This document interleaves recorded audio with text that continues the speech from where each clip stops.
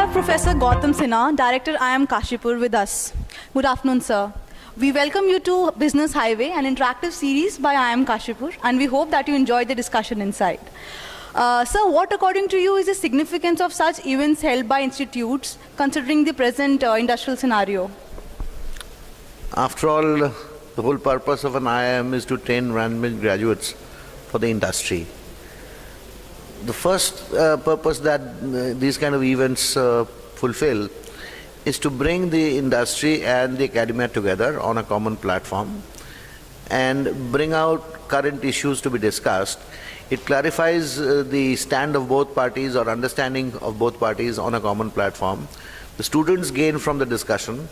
The industry also understands what the academia is doing in terms of curriculum or research.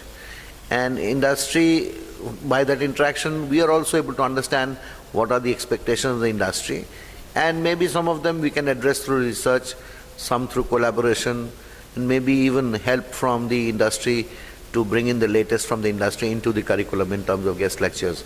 So it is a platform where both parties stand to gain, and most of all the students get an idea of what the industry expects and how and when.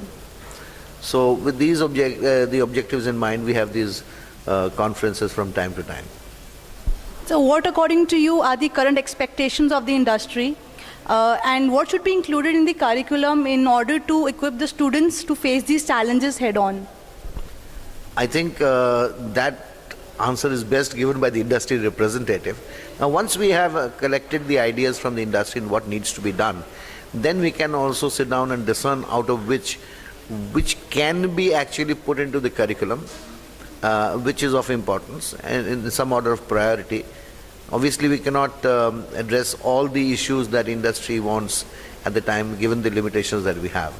So I think once that the needs are collected, we can sit down and discuss which of them can be included in the curriculum and how. Sir, we just had a little discussion on green supply chain management. What is your take on it, sir?